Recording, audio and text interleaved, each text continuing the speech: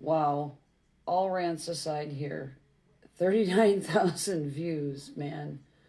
2,100 shares. Uh, I don't even know what to say. Thank you for sharing. Thank you for listening. Um, yes, I'm very upset with how I'm seeing things go down in America. And yes, some of the states are a little out of hand with their control tactics, and I don't agree with that. But I still can't believe the number of views. I was talking to some of the nurses and even the doctors at work last night, and they were watching my rant. And what prompted this whole rant was reading the negative comments on Facebook after I busted my ass for 6 hours. The individual that I sucked that goober out of, he's 19 years old. He's got a football scholarship. He's not going to make it. The guy next to him is an employee who picked up a second job at the hospital to make ends meet and work the COVID floor. Wound up with COVID, and he is fighting hard, but we're out of chemicals for dialysis. Good morning, Sandy. So these people are awaiting dialysis, and just like the reagents for the testing machine that we don't have to run the COVID tests, we don't have the chemicals for the dialysis to do the bedside dialysis with these patients. And I try to read the charts of every one of my patients. I read in depth. I go to the history and physical, and I read about them and how they presented. I read the progress notes from the doctors, and I try to get an idea of who my patient is, because they can hear you. Under all that sedation, they can still hear you. And it's really hard right now, because what I have realized is that we're lacking the family members who are usually sitting at bedside. What they're getting is a phone call, and hey, so-and-so, your loved one is doing great. We've got them all tucked in, and sometimes within an hour, they're going into cardiac arrest, and there's no signs, no warnings, no nothing. And then they're getting a phone call, your loved one's passed. They're usually at that bedside. So all they're getting from us is a phone call, and they're usually at the bedside to see what we're doing, to see what's happening, and they advocate for us. They're not there, and they're just as confused. There's a lot going on behind the scenes, and people need to understand that. We are doing everything we can. I was talking to one of the doctors last night, and before I got out here, some of the worst times that they had, patients the one nurse lost 6 people in a night. And by the time you get the room clean, there's another person to take their place. And the doctor was saying that they're coding in the elevator, not even making it to the ICU. And that is like really hard for us. We don't even get to process that we just lost 6 patients and that there's more coming. And I mean, there's nothing that we can do. The one patient I had last night has been through every medication. They are doing everything they can. The ivermectin, the remdesivir, the hydroxychloroquine, the plasma. I mean, now it's famotidine. And by the way, don't go out and just buy a bunch of famotidine, because we're putting it through the IV in extremely high doses, and you're not going to get that with a pill over the counter. So don't do that. But they are doing everything. They're throwing everything, hoping something is going to stick. And it's really hard for us to see all the negativity. I understand people are out of work, but there's been a lot of companies and a lot of mom and pop places that are coming up with really innovative ways to make ends meet and do things differently, because the normal that we used to have, we're not going back to that. I'm sorry. Things are just not going to be that way. We have to be innovative. We have to be patient. There are jobs out there. People just don't want to work those particular jobs. And there are sacrifices that are going to have to be made. It's only been like 45 days. And I know it seems like months, but it's only been 45 days. We are going to bounce back from this. We had a great economy before this, but this is not the Hunger Games. It is not may the odds be ever in your favor and we're all just going to go out and spread COVID everywhere because we think that we should have the freedoms and liberty to do that. It's not keep the person in the house if they don't want to be out in the public to catch this, you're still spreading it everywhere. So you're still going to be spreading it. You're still going to be bringing it. And now you got more people out.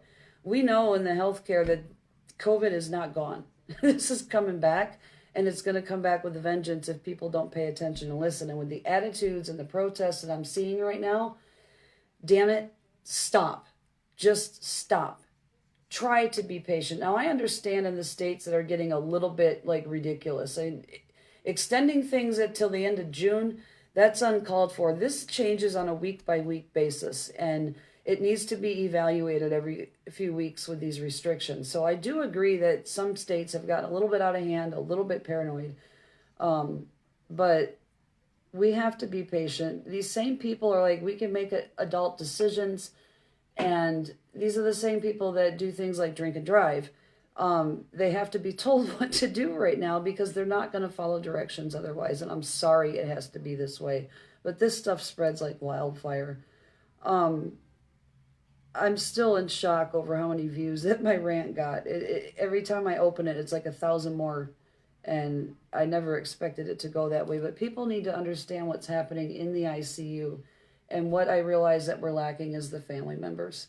They're the ones who advocate for us and appreciate the work that we're doing. They see what we're doing. They talk to other people in public and go, hey, you know, this is really serious. And that's what people aren't seeing right now. So if you, just like my son's father, we used to argue about anxiety and other things in my back injury because he couldn't see it. He didn't believe it was there. So yeah, I hope they do it like a slow roll, Sandy, because Florida's a tourist trap. So there's a lot of people that can show up out there. But there are some other unsung heroes, and like my agency recruiter, I thank her every single time I talk to her. Eliana, you are awesome. They are getting us out here to these front lines. They are dealing with a significant amount of stress, working from home at all crazy hours, just to make sure that these hospitals have the staffing, so we're here. So to you agency recruiters who are working triple time, making sure that these hospitals have the employees to help out and got us out here on the front lines and working from home, thank you. Thank you very much, because you guys do not get appreciated, and I cannot say it enough that unity, everybody coming together to do their part, even if it's a little tiny part. Yeah, I hope, Sandy, they're doing at-home alcohol delivery in Texas, and in El Paso, it is a huge culture of drinking. All the ICU patients I had down there are drinking and driving, car accidents, people getting run over by drunk drivers. The bars right now, let's stay home and drink right now, honestly. Drink wine. I don't care if it's mimosas for breakfast, but stay at home. I'm glad I didn't turn the comments on for the video because I really don't have time to deal with any negativity and hate in the protesters. I understand where they're coming from. I do. I can see all perspectives, but you need to see mine, and you need to see through our frontline eyes what we're looking at. It's like people trying to tell a soldier how to do their job when they're in combat overseas. You can't do that. You're not there. You don't understand, and it's a see it to believe it type thing. So please just have some patience, have some compassion and understanding with your lawmakers. If they're out of line, handle it appropriately, but getting out and protesting and getting out in public and not standing 6 feet apart and not wearing your mask. And I can still feel my mask on my face from last night. Good morning, Kathy. It is like, it feels like a permanent fixture on my face, and I'm just full of sweat because of all the layers of PPE, you know. Yeah, I don't drink either. I don't do anything. Coffee, meditation. That's what's getting me through staring at four walls. But try to have some compassion. Try to do this appropriately and stop with the anger. You know, hate and anger is not going to get us anything but negative results. You get what you put in. If you're going to be negative, you're going to get negative. If you're positive and try to find the silver lining in all of this, that's what you're going to get out of it. And you're going to understand people a little bit better. You're going to mingle with people that, we've ignored because we're stuck on our cell phones all the time. Try to make something positive out of this. Hey, Amanda, thank you. All the frontline workers out here, I have formed a hell of a relationship within a matter of 2 weeks with the residents and the nurses because they see how much effort I put into my work. I am very passionate about what I do. Some people mistake that for severe anger. I am not an angry person. I am very passionate, and I will stand up for what I believe in. And I stand up for my patients. They can't advocate for themselves. They are stuck on ventilators, sedated with 4 different drugs just to get air. And people want to go out and start spreading this, and it's not okay. If you were to see the amount of death, yeah, things have slowed down right now, but once we start reopening, we're all in fear because they're going to start opening some of the parks here in New Jersey this weekend. So anything can happen. Once the stores start to open and people are touching their germs everywhere, it's going to be very interesting. But the people here are wearing masks without bitching. I see a lot of people, oh, I don't want to have to wear a mask in public. Well, the mask protects you from getting it from other people, but it also protects other people from you spreading it. So it works both ways. The gloves in public, don't even get me started. Don't even do that. Don't do it because you're not doing it right, and it's just, it's not okay to wear gloves in public. You have to change and wash your hands and do a whole bunch of things that you're just not doing. You're better off just touching it and washing your hands and keeping them away from your face. Honestly, I go to work. I don't even think of COVID anymore. I just make sure I have all my PPE on, and I try to make sure I'm not spreading it throughout the hospital. But please understand that these people have stories. They woke up one morning and they didn't feel good, and they came to the hospital to feel better, and now they're not going to make it. And they don't get to say goodbye to their family. Yes, there will be a second wave, sadly. I take my temperature. I'm doing, because the hospital I'm at, we're not taking temperatures before we walk in the door. My other hospital in Texas, that's what we were doing. And it's what should be done.